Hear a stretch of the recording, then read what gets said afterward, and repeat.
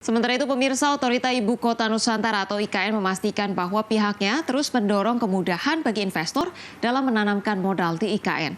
Dengan berbagai insentif pajak yang dijanjikan segera terbit, Otorita IKN menyebut akan menambah groundbreaking proyek investasi di IKN senilai 10 triliun rupiah dalam waktu dekat.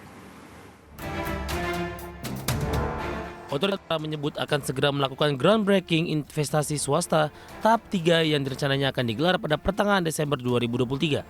Deputi Bidang Pendanaan dan Investasi Otorita IKN Agung Wicaksono menjelaskan bahwa nilai investasi yang dibidik dari groundbreaking IKN tersebut sebesar 10 triliun rupiah.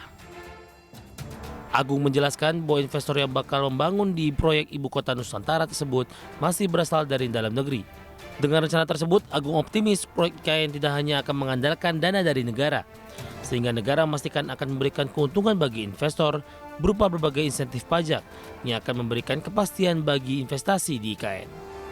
Dari nilai yang dikomitmenkan untuk investasi di berbagai investor, itu juga mencapai 35 triliun hari ini.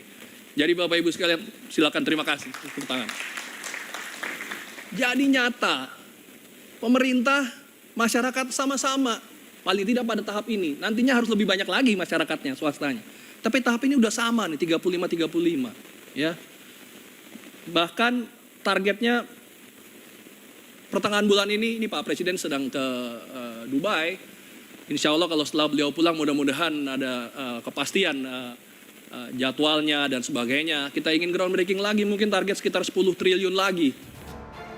Hingga saat ini Otorita IKN mencatat nilai investasi swasta yang telah masuk ke IKN mencapai 35 triliun rupiah atau setara dengan belanja APBN dalam proyek IKN di akhir 2023. Dengan tambahan investasi baru 10 triliun rupiah, diharapkan nilai investasi swasta akan semakin besar dan mendorong pembangunan IKN sesuai dengan harapan banyak pihak. Dari Jakarta, Raharjo Patmo, ADX Channel.